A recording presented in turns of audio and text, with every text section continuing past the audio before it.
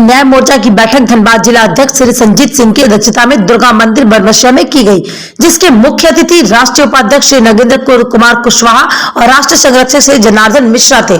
बैठक में सहारा की सहकारिता समितियों का भुगतान कई वर्षों से नहीं होने के जिम्मेदार सहारा समूह और सहारा को संरक्षण दे रहे वर्तमान सरकार को माना गया। श्री नगेंद्र कुशवाहा ने कहा कि भारत सरकार को 5 सूत्रीय मांग पत्र दिया गया, जिसमें भारत सरकार से सहारा की सहकारिता समितियों के 13 करोड़ जमाकर्ताओं के भुगतान के लिए 3 लाख करोड़ रुपए की मांग की गई। सुब्रतो राय का पेरोल खत्म करने को कहा गया। जो लोग सहारा से पीड़ित होकर आत्महत्या कर चुके हैं, उनके परिवार के लिए सरकारी नौकरी और राहत की पैकेज देने की बात की गई। अगर भारत सरकार मोर्चा की आंदोलन मांग नहीं मानती तो देश भर में 13 करोड़ जमाकर्ता और उनके 70 करोड़ परिवार जन जागृति करेगी कि सहारा की सहकारिता समितियों का भुगतान नहीं तो वर्तमान केंद्र सरकार को मतदान नहीं। संघर्ष मोर्चा के राष्ट्रीय उपाध्यक्ष राजन सिंह सूर्यवंशी, जो कि यूपी में भारतीय समाज पार्टी के राष्ट्रीय अध्यक्ष भी हैं, उन्होंने नारा दिया कि जब तक भुगतान नहीं तब तक मतदान नहीं। धनबाद से दिलीप कुमार मिश्रा की रिपोर्ट।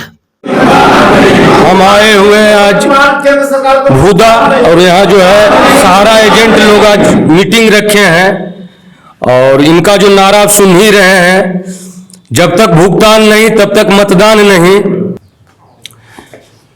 आप सभी को न्यूज इंडिया 24 में स्वागत है।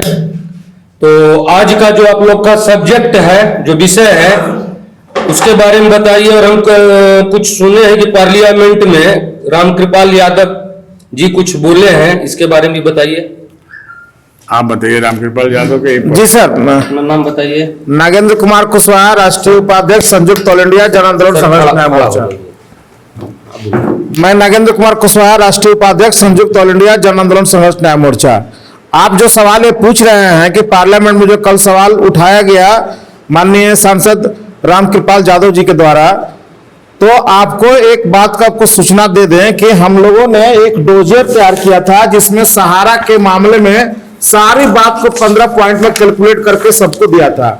चाहे वो धनबाद के सांसद महोदय हो, चाहे पटना के सांसद महोदय हो, लगभग 80% सांसद महोदय लोगों को दिया गया। लेकिन ये सांसद महोदय जो हैं केवल मामला को गोल गोल घुमाते हैं। सहारा और सेबी से हमें क्या लेना देना है?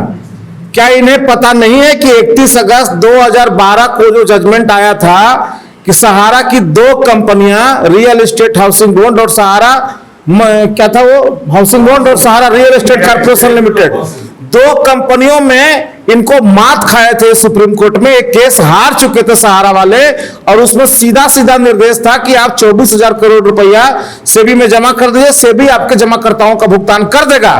लेकिन सहारा प्रबंधन ने न सुप्रीम कोर्ट का आदेश को धत्ता बताते हुए, सुप्रीम कोर्ट का आदेश को धज्जी उड़ाते हुए उस आदेश का पालन नहीं किया, और रातों रात एक नई कंपनी बना करके सहारा क्यूसॉप सब में बैक डेट में जाकर के सारे पैसे को कन्वर्जन करा दिया, कन्वर्ट करा दिया, रीइन्वेस्टमेंट करा दिया और कह दिया कि हम सबका भुगतान कर दिए। लेकिन वास्तव में किसी को पैसा मिला ही नहीं।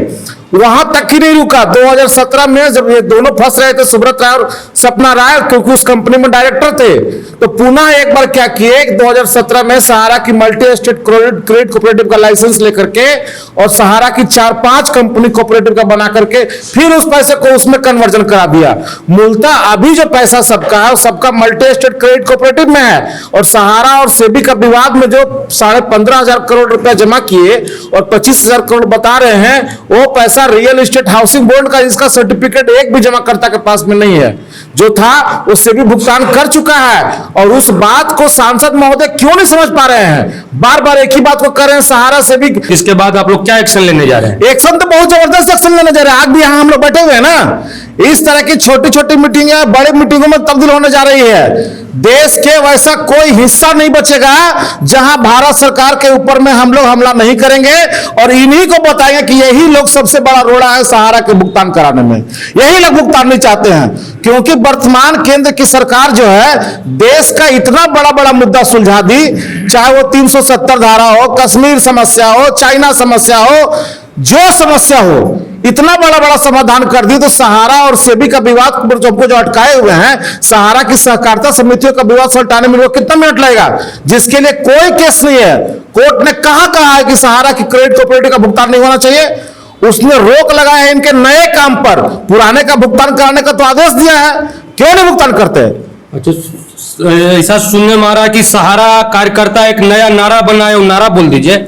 हम लोगों का नारा तो सीधा सीधा है, सहारा की सहकारिता समितियों का भुगतान नहीं तो वर्तमान सरकार को 2024 में मतदान नहीं। इसी नारा पे हम लोग पूरे देश में आगे बढ़ रहे हैं और आने वाले आप देखेंगे, अभी हम लोग बहुत जल्दी बिहार प्रदेश की कमेटी की मीटिंग हो रही है जिसमें राष्ट्रीय कमेटी के लोग भी राजगीर में जुट रहे हैं और वहां से हम लोग अपना पूरा कार्यक्रम को बना रहे हैं। हर प्रदेश में पटना के गांधी मैदान से शुरू कर रहे हैं। 5 से 7 लाख लोग सहारा के जमाकर्ता और कार्यकर्ता वहां जुटने जा रहे हैं और वर्तमान केंद्र सरकार के खिलाफ हम लोग ये आयोजन करने जा रहे हैं कि अगर भुगतान नहीं होता है तो इसको मतदान नहीं करना है।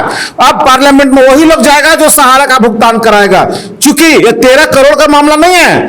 13 करोड़ के अपने परिवार भी हैं, उनके हर एक घर में 5-7 वोटर हैं। अगर कुल मिलाकर के देखें तो 65 से 70 करोड़ लोग प्रभावित हैं इससे। और आज तक केंद्र की सरकार में जिसको ही वोट मिला 65 से 70 करोड़ लोगों का वोट किसी को नहीं मिला है। ये जिसको बना देंगे वही जाएगा, जिसको नहीं चाहेंगे वो नहीं जाएगा। भारत की केंद्र की सरकार जो है, प्रधानमंत्री की जो गद्दी है वो किसी की बपौती नहीं है। हमारा हाथ में मतदान करना तो है ना। आज हमको ये मैनिपुलेट कर रहे हैं, कल हम भी इनके साथ में वही करेंगे। ये थे उपाध्यक्ष नागेंद्र प्रसाद कुशवाहा जी। जैसा कि आपने देखा कि यहाँ का जो है जमाकर्ता, ये लोग जो है आक्रोशित हैं। ये इन लोगों को भागना पड़ रहा है अपना घर से, मोहल्ला से। सभी लोग का पैसा लिए हुए हैं और इनके ऊपर हर ढंग का ये हो रहा है पब्लिक का। तो सरकार को चाहिए, खास करके जो जनप्रतिनिधि हैं जहाँ से भी जिस पार्टी का हो, तो उनको चाहिए कि इन लोगों को सहयोग करते हुए सहारा से पैसा भुगतान करा दें। अजीत कुमार के साथ दिलीप कुमार मिश्रा, आप देखते रहिए न्यूज इंडिया 20।